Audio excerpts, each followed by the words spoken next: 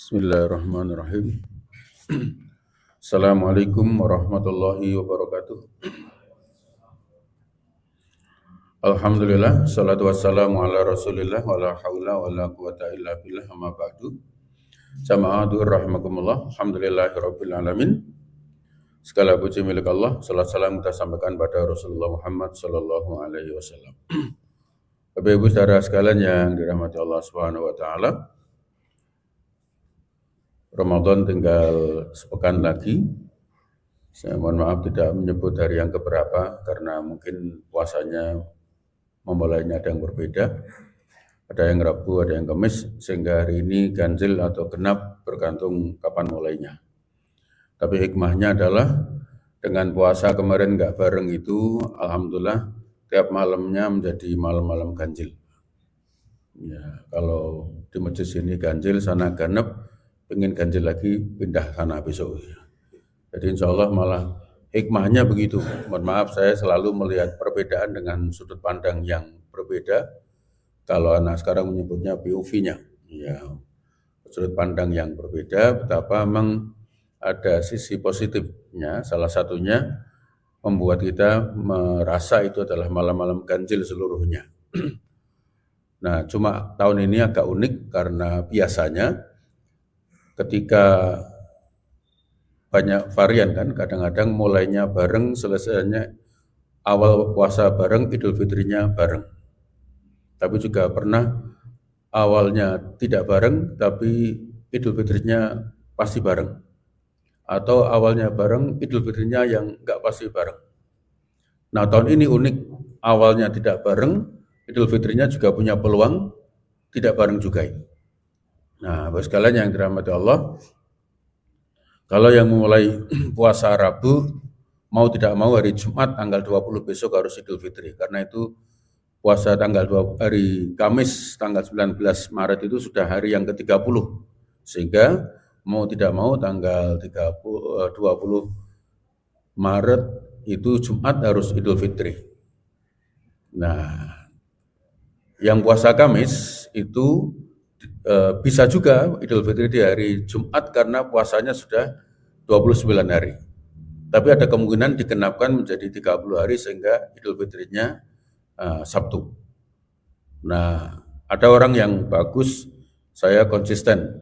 Awalnya ikut yang Kamis, maka saya Idul Fitri tanggal selesai itu. Saya ikutnya yang hari berikutnya, saya juga akan ikuti kapan khususnya itu. Tapi juga ada yang unik, puasanya ikut yang belakang, Idul Fitrinya ikut yang awal. Ya, ada, Mas posone kapan? Melu sesuk. Fotone dhisik.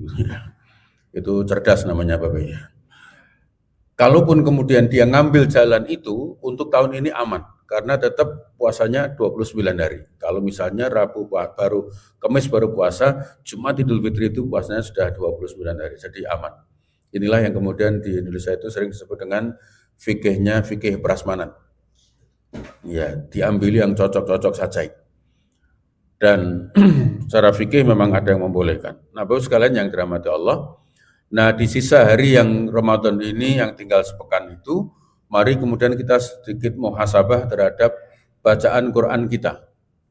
Karena Quran itu syahrul Ramadan alladzi unzila fihil Quran hudal linnas wa bayyinatin minal huda wal furqan. Bulan Ramadan adalah bulan turunnya Al-Quran. Dipertegas lagi kapan tanggal Ramadannya, inna anzalnahu fi lailatul qadar, yaitu pada malam Lailatul Qadar atau malam kemuliaan. Nah, Bapak sekalian, fi lailatul qadar ya, karena kadang-kadang Indonesia itu malam Lailatul Qadar, malam itu ya malam, Lailah itu malam. Jadi kalau malam Lailatul Qadar itu ya malam-malam Qadar berarti. Karena saking biasa muni malam Lailatul Qadar, ada imam yang nggak ngerti bahasa Arab ngimami. Inna anzalnahu fi Lailatul Qadar. Makmumnya ngerti kasroh itu harusnya. Langsung yang belakang bilang til. Kemudian rakat kedua, ma adraka ma Lailatul Qadar. Tul, bingung dewi imam itu ya. Ya, mau til salah, saya tul salah kan gitu ya. Akhirnya bingung dewi. Ya, ini pentingnya ngaji di situ.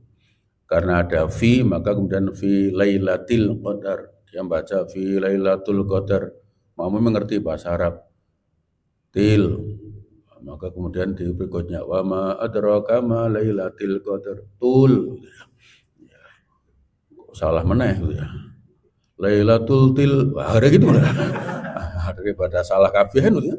Nah, begitu Bapak yang dirahmati Allah, makmum malah bingung dhewe gitu ya. Nah, Bapak Ibu yang dirahmati Allah, inna sesungguhnya anzalnahu kami turunkan dia Al-Quran fi lailatul qadar pada malam kemuliaan. Nah, tanggalnya lagi-lagi kemudian tidak disebutkan oleh Al-Quran maupun As-Sunnah.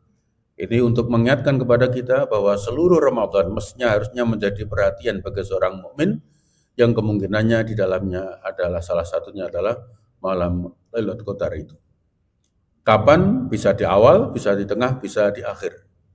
Nah, Bapak Ibu sekalian yang dirahmati Allah Subhanahu wa taala, yang perlu kemudian kita sikapi dari kita adalah pada Al-Qur'annya. Kewajiban kita kepada Al-Qur'an adalah yang pertama al-imanu bihi, beriman kepada Al-Qur'an dengan benar.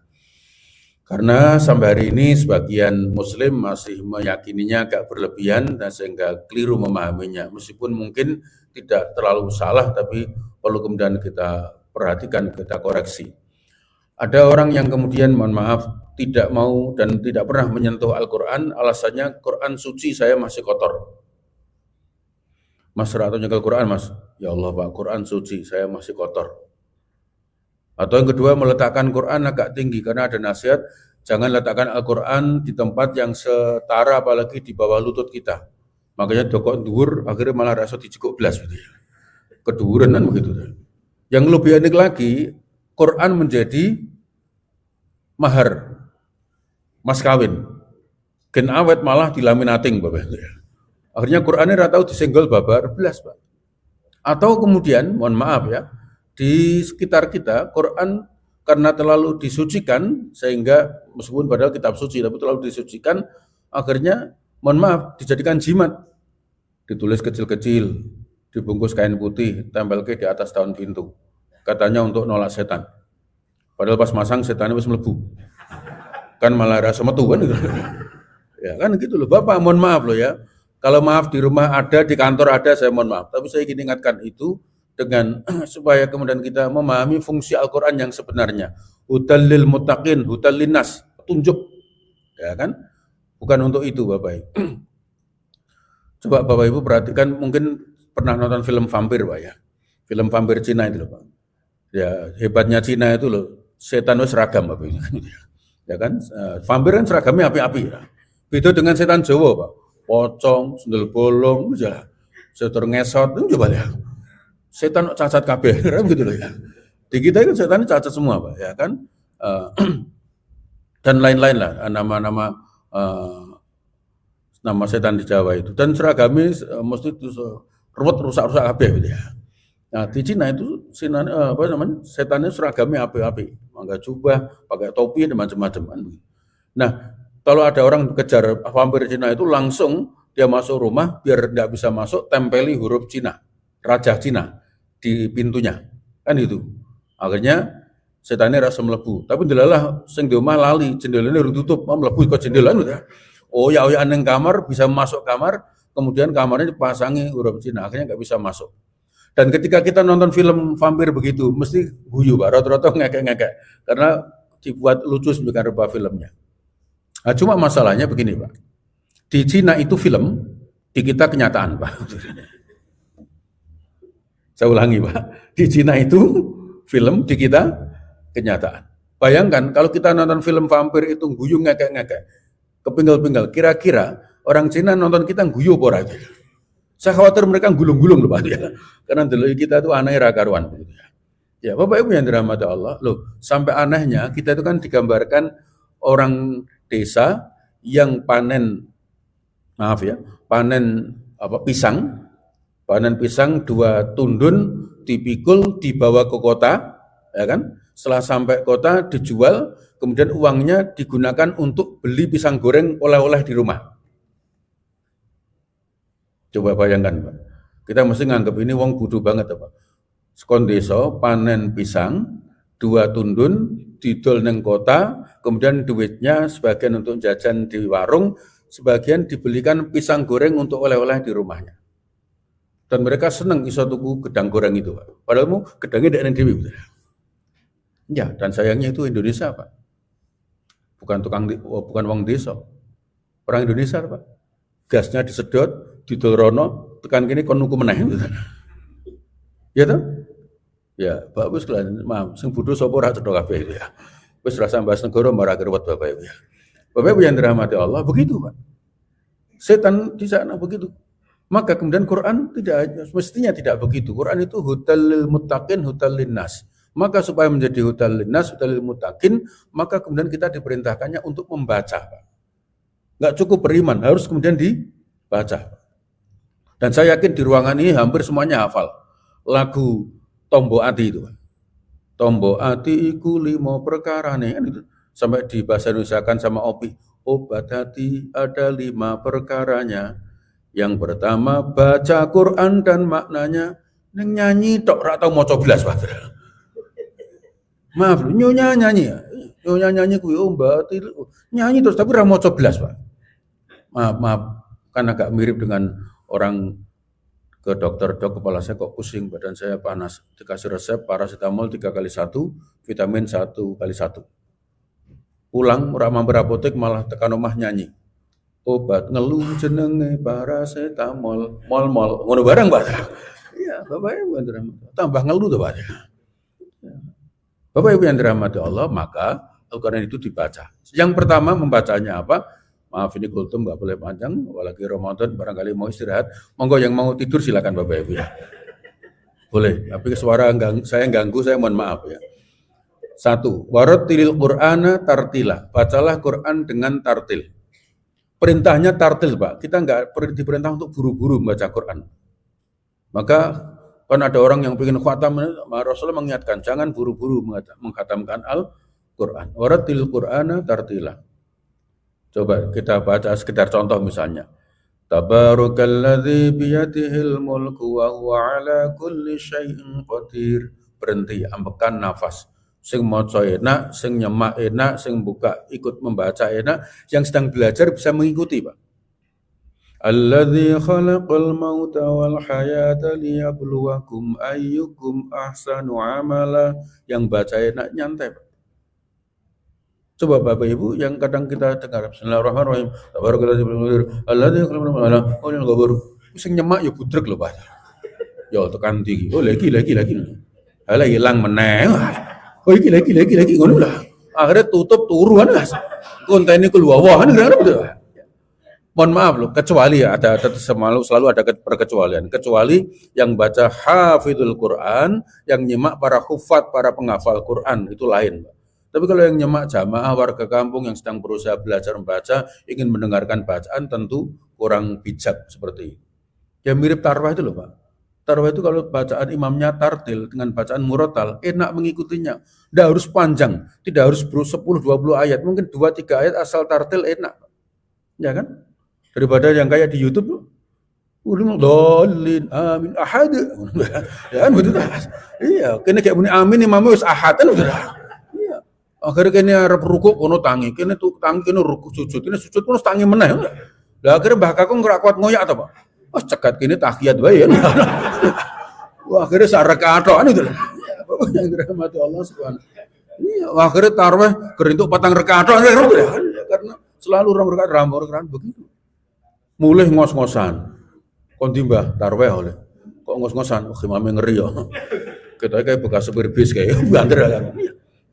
Tidak perlu begitu kan. Warattil Qur'ana tartila.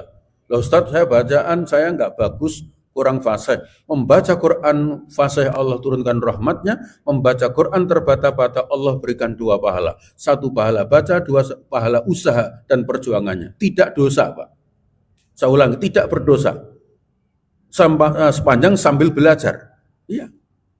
Dan yang nyimak, maka kalau di masjid baca Quran bareng-bareng, itu yang pegang mic sing yang lancar, Pak. Kadang-kadang kita itu kuwale, sing lancar rasanya ke mic, ngono iki, Pak.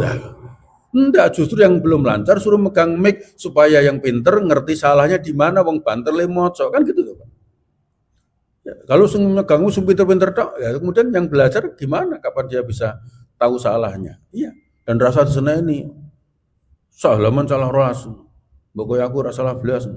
Lho kok iso? Aku ora maca belas kok sudah. Lebih bagus baca salah daripada ora salah karena enggak baca. Loh Ustaz katanya kalau baca Quran salah artinya berbeda. Ya, kalau yang menerjemahkan manusia. Tapi kalau kita sedang beribadah kepada Allah, sekuat yang bisa kita lakukan itu Allah Maha tahu. Iya. Jangan kemudian tidak bisa terus nggak bisa lancar terus dilepas sama sekali, malah kita nggak baca, Pak. Kita nggak ada niat salah, nggak ada niat keliru, nggak ada ingin merubah Quran. Tapi kemampuan lisan kita sampai di situ, ya sudah Allah Maha tahu. Iya. Agama itu yusran, agama itu mudah. Jangan kemudian dipersulit apalagi mempersulit diri. Tetapi kemudian dengan catatan terus sambil belajar, Bapak Ibu. Iya, satu, baca Quran. Yang kedua adalah tadarus. Bapak Ibu, dulu orang mengaji habis tarwih itu para kiai dulu menyebutnya tadarus. Karena mengkaji. Ada di bimbing kiai, diterjemahkan, lihat artinya. Namanya tadarus, mengkaji, Bapak.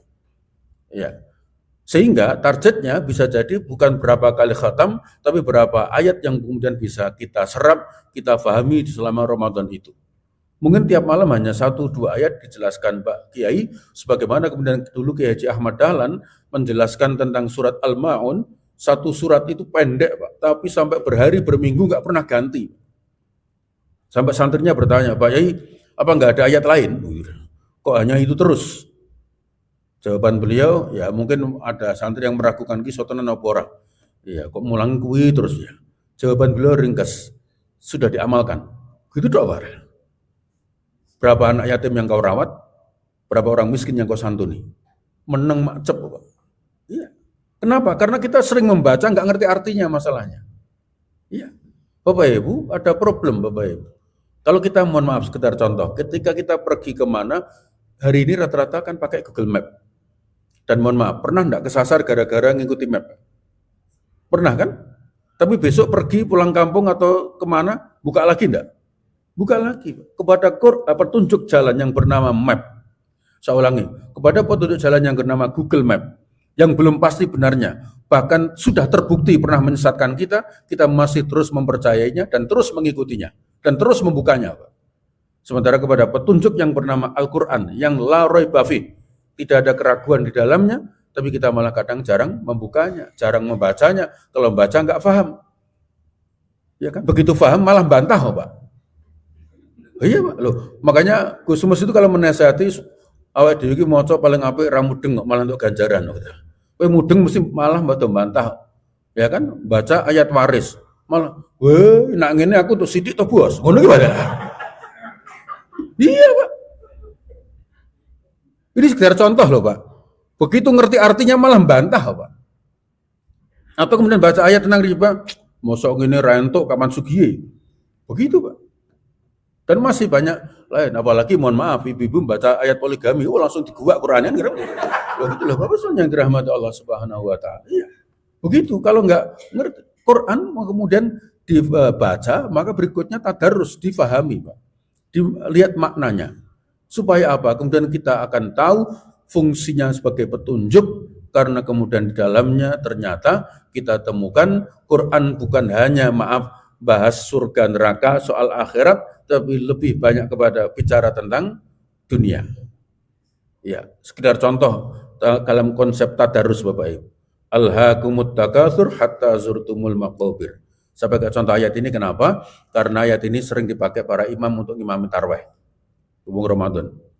Dan maaf lagi-lagi para kiai kita itu wise, Pak, bijak. Kenapa ngimaminya baca Alhaakumut takatsur ke bawah?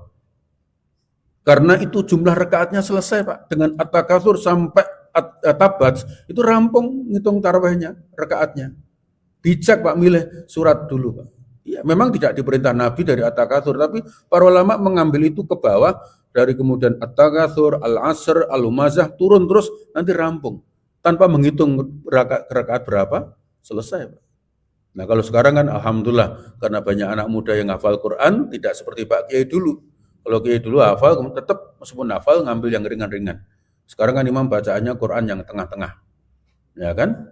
Yang makmumnya nggak ngerti itu surat apa ayat piro. Malah sing batin ki Quran apa tuh ya. Kok aku ora tau krungu blas ngono ki lah. Iya kan begitu Bapak Ibu karena Qurannya tengah-tengah kan begitu. Nah itu problemnya kalau lupa, kalau at-takatsur ke bawah, imamnya lupa mesti ana sing iso neruske. Ya kan? Pas ngimami ono mercon duar kaget kan gitu. Ya, terusannya piye? Tapi kalau baca Quran yang tengah, makmum nggak ngerti surat apa ayat berapa, lali meneng kabeh loh, Pak. Sampai makmumnya subhanallah. Imamnya melembatin lali ora keliru apa.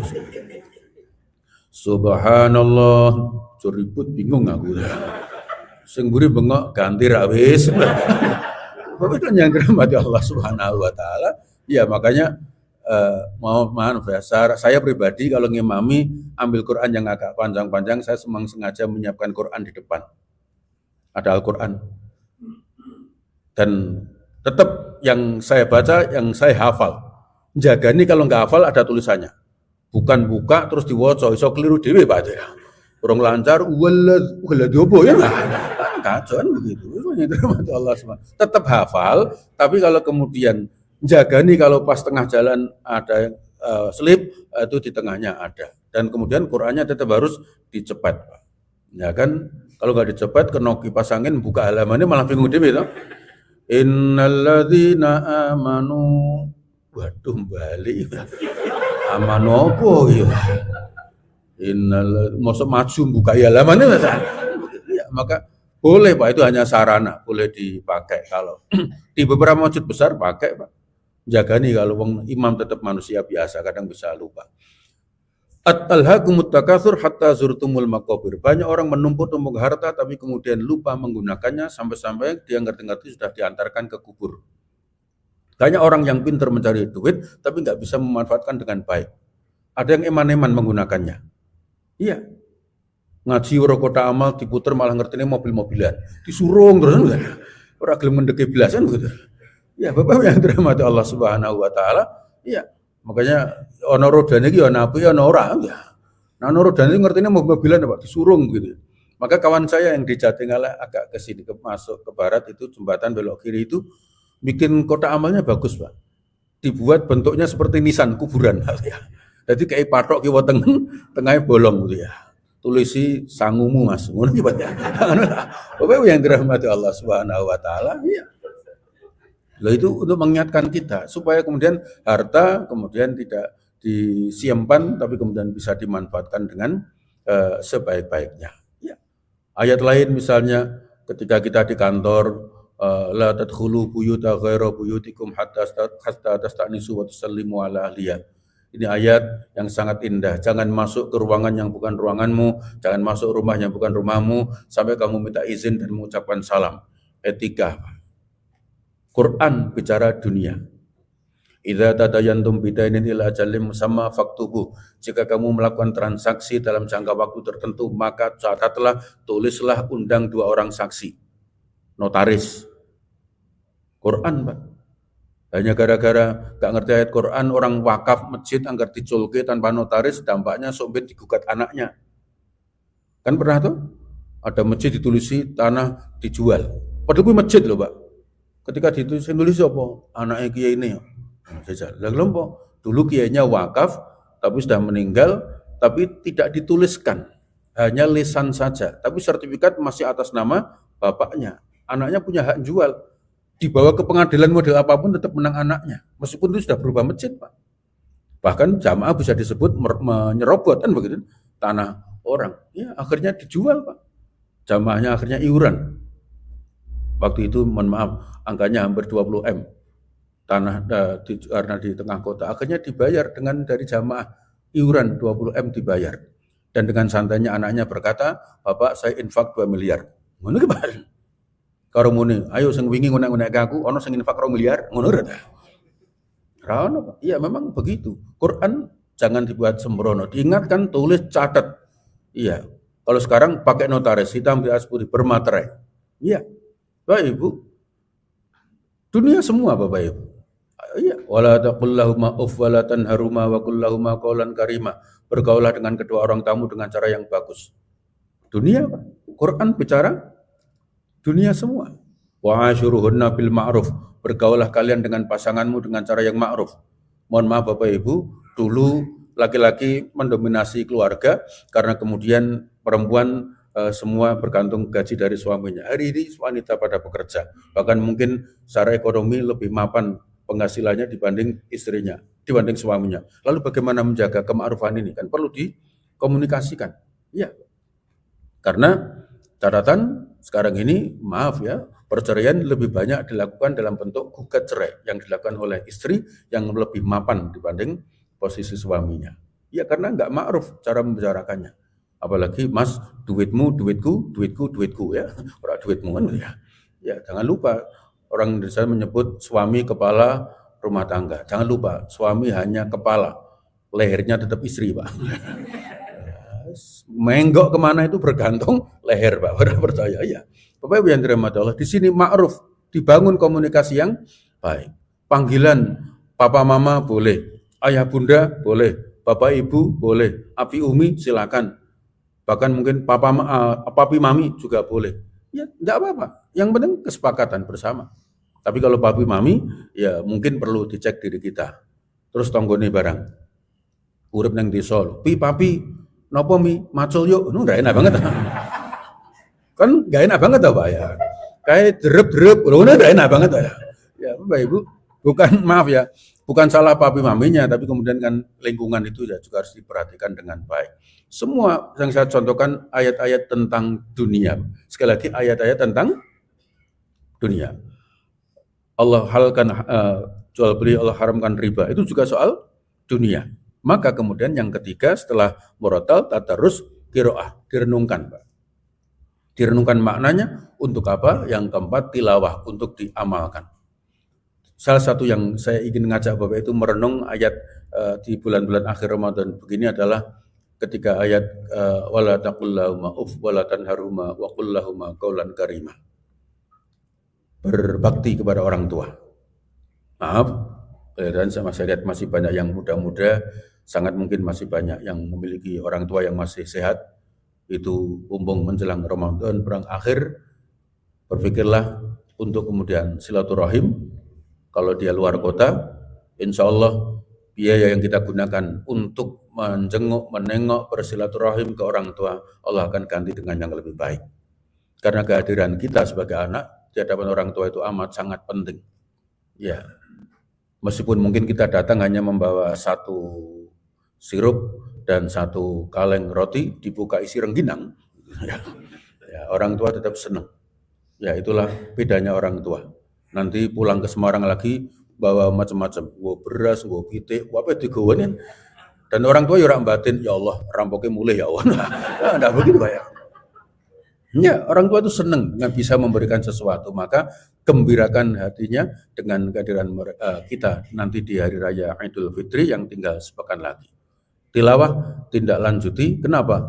Karena ketika kita hadir di sebuah acara keluarga, misalnya bapak ibu kita sudah nggak ada, lalu kita hadir di tengah-tengah mereka, itu mikul dhuwur mendem jeruk. Nama orang tua kita akan disebut kembali ketika kita hadir dengan disebut kebaikannya, karena kita hadir. Tapi kalau di acara keluarga besar kita nggak hadir, nanti orang membicarakan memang anaknya Pak kayak ini angel kan biyen, koyok bapaknya lo cobaan. Ya, gara-gara kita nggak hadir di acara pertemuan itu, keluarga itu keluarga loh, bukan orang lain. Keluarga bisa mencela orang tua kita gara-gara tidak hadirnya kita. Maka sambung silaturahim. Maka ketika Nabi ditanya, bagaimana aku berbakti kepada orang tuaku yang sudah tidak ada, sambunglah silaturahim dengan kerabatnya. Ya, kita kan sering berkata begini tuh, ulin desa Mas, bapakku serono, ibuku rano, mulih ngopo. Kan banyak yang berkata begitu. Enggak, kita masih punya paman, mungkin punya bude, Pak Lek, yang kemudian kita hadirnya silaturahimnya itu dalam rangka berbakti kepada kedua orang tua kita. Ya, Bapak Ibu yang dirahmati Allah, maka mari renungkan sederhana. Merenung itu baca ayat Quran mungkin tidak bunyi mulut kita, tapi bisa kemudian memahami, lalu merencanakan untuk silaturahim, pulang kampung, dan sebagainya. Dan ternyata pulang kampung, silaturahim itu ternyata fitrah manusia. Rasulullah pun ketika sudah berada di Madinah, kalau bahasa kita di puncak kejayaan beliau di Madinah itu, masih kemudian merindukan kota Mekah dengan kalimat yang sangat indah. Kalau bukan karena pendudukmu yang mengusirku, aku tidak akan pernah meninggalkanmu. Itu Rasulullah. Karena ada kenangan masa kecil yang indah di tempat itu, maka kemudian ketika kita pulang ketemu kawan-kawan SD, ketemu kawan-kawan yang dulu nyolong pelem bareng kan gitu. Nah, gitu. Loh, kok saya kita kiai ya? Padahal gue bikin ruwet tuh kan, misalnya kan begitu. Nah, misalnya kan bisa guyonan-guyonan yang ringan begitu, Bapak. Mudah-mudahan Allah siatkan kita panjang umur, bisa kemudian mengamalkan isi Al-Qur'an di antaranya dengan 4 hal itu, baca, fahami, renungkan, amalkan, mudah-mudahan menjadi berkah untuk semuanya. Amin ya rabbal alamin. Terima kasih, mohon maaf. Assalamualaikum warahmatullahi wabarakatuh.